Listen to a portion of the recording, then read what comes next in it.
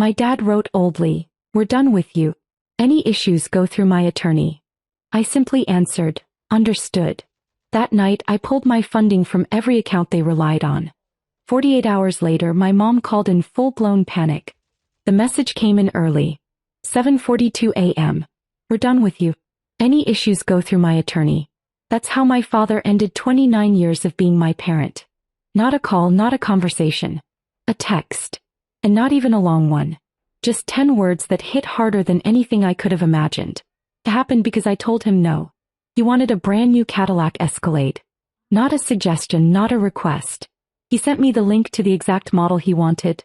Fully loaded $104,000. With a single word. This. I didn't even say no right away. I told him it was a bad time. I was in the middle of a new product launch for my business. Payroll was tight. There were legal fees pending from an acquisition. I said I couldn't justify that kind of expense right now, but I'd be happy to help him find something more practical in a few months. That's all it took. He blew up. Said I was selfish, disrespectful, and that he'd always known success would change me. He brought up every single thing he thought he'd done for me since I was a child. Said I wouldn't even be where I am if it weren't for him, which was laughable, considering he never even helped me through college. I worked 3 jobs and took out loans while he drank through most of my teenage years and tanked our family's credit. But none of that mattered. Apparently what mattered was that I didn't buy him the car he wanted. So the next morning I got the message. "We're done with you. Any issues go through my attorney." There was a time when something like that would have crushed me. But not that day. That day something inside me shifted. I didn't even respond with emotion. I typed understood, hit send, and stared at my screen for a while. Then I got up, made coffee, and opened my laptop.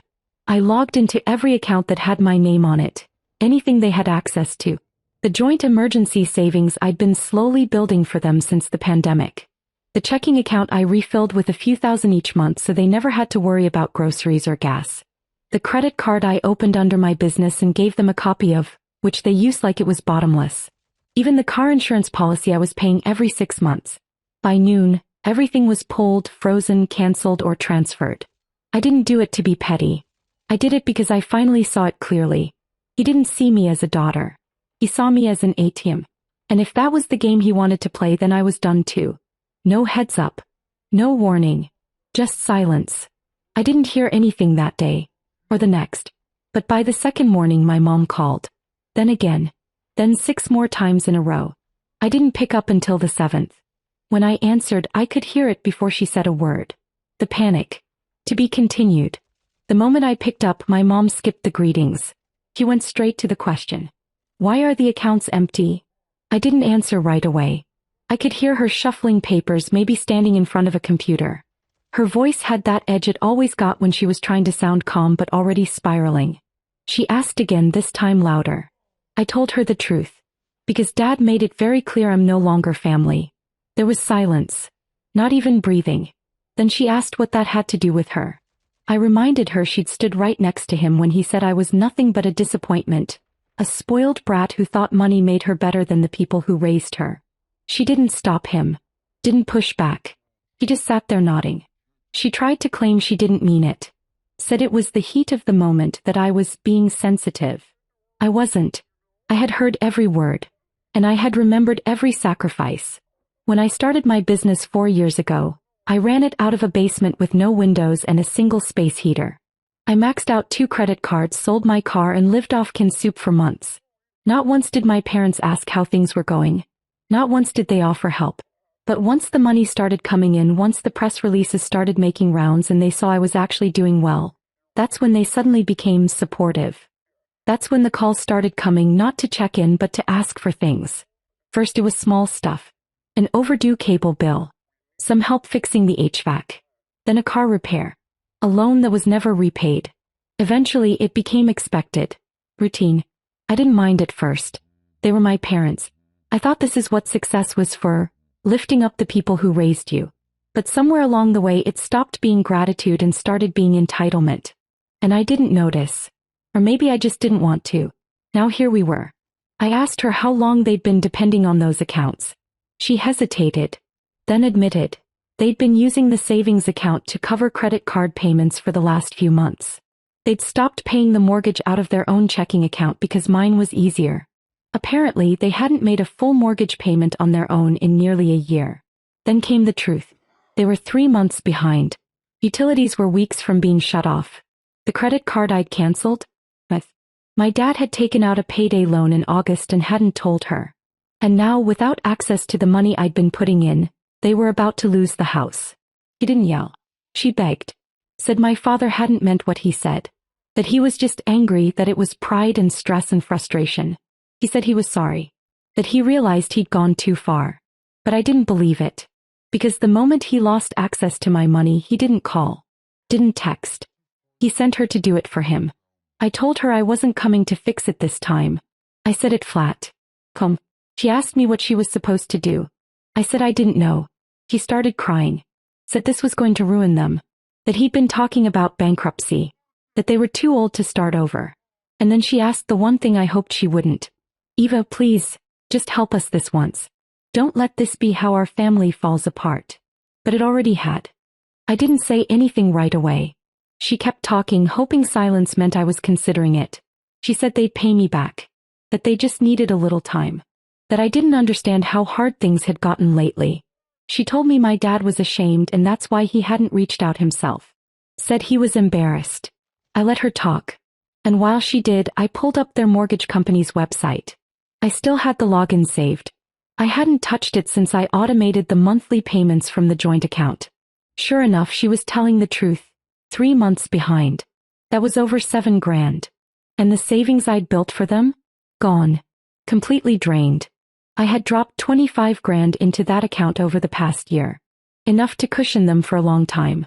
But it was wiped clean. Every last dollar. I checked the credit card I'd canceled 2 days ago. Nearly maxed at $14,200. Monthly charges for random Amazon purchases, DoorDash every other day, 2 streaming services I didn't recognize, and something listed as golf retreat deposit. Then it hit me. He was planning to use my money to make the down payment on the Escalade. That wasn't just entitlement. That was calculation. I stopped listening at that point. My mom was still going, softening her voice, pulling the guilt levers. She brought up Christmas, how she'd already bought gifts for me. Asked if I remembered the family trip to Lake Tahoe when I was 13. I remembered. I also remembered how she made me lie to the hotel clerk and say I was under 12 so we could get the kids' rate. And how they left me alone in the room for a whole afternoon while they went to the casino. It's funny what bubbles up when the mask slips. She asked again. Please, Eva, just give us something. You're doing so well. You wouldn't even notice a few thousand. That's what it came down to, wasn't it? You won't even feel it. That's what people like them think when someone in the family makes it. That your money becomes communal. That your success belongs to everyone who once shared a roof with you, regardless of what they did or didn't do to earn it. I told her the answer was no. She went quiet. Then she asked if I'd at least consider reopening the accounts. I asked her why. So they could spend whatever I gave until he got angry again and decided I wasn't worth speaking to? So the next time I said no, they could cut me off again and still live off my money? She didn't answer. I told her it was done.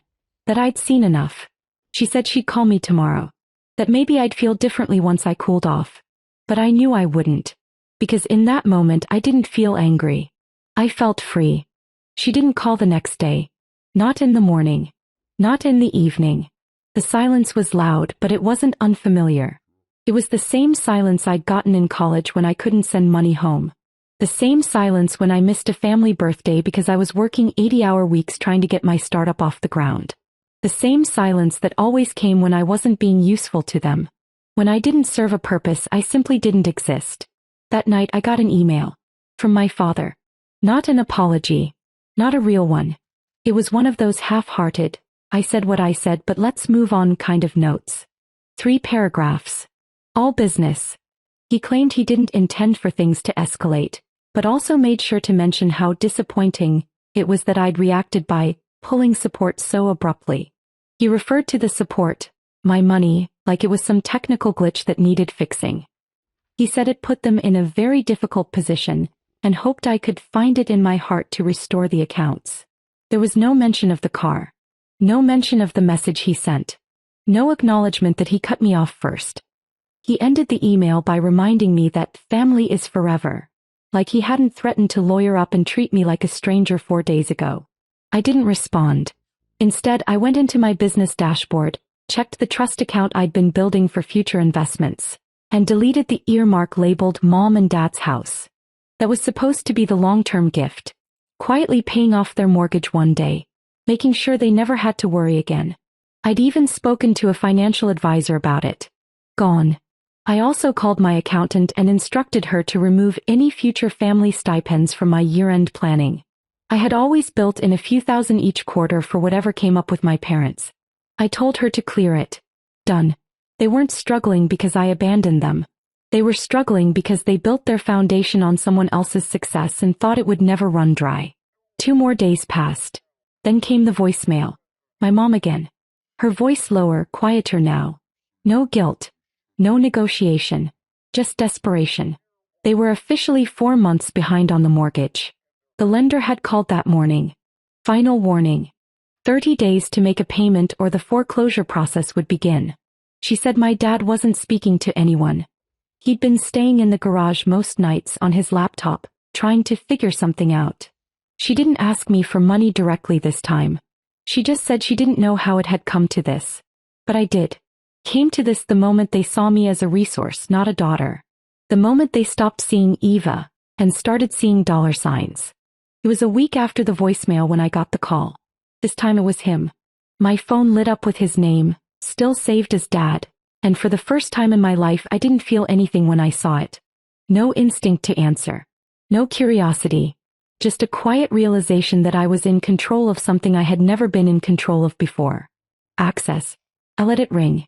He called again. I let that one ring too. The 3rd time I picked up. He started off normal. Like nothing had happened. Asked how I was, how the business was going, if I was still dating that guy I told them about last fall. All casual. Like we were catching up over coffee. I didn't respond. Eventually he dropped the act. Said he wanted to talk seriously. He told me they were in trouble. That they'd gotten used to the help I was giving and maybe they'd taken it for granted. That maybe he'd said things he didn't mean.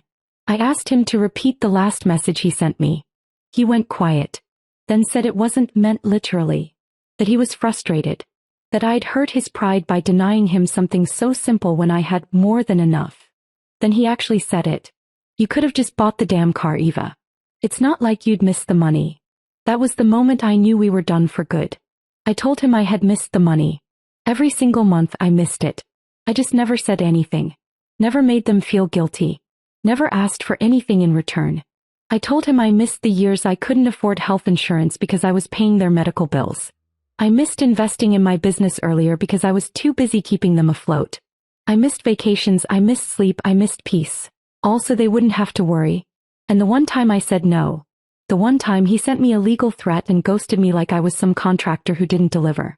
He said he regretted that. Said he was just acting tough. Then he told me they might lose the house. That it wasn't just about pride anymore. That my mom was scared. He didn't ask me for money outright. He asked if there was any chance we could revisit the financial arrangement we had before. That's what he called it. A financial arrangement. I said no. He stayed quiet for a long time. Then said he hoped I could live with what happened next. I asked what that meant. He said nothing. Just hung up.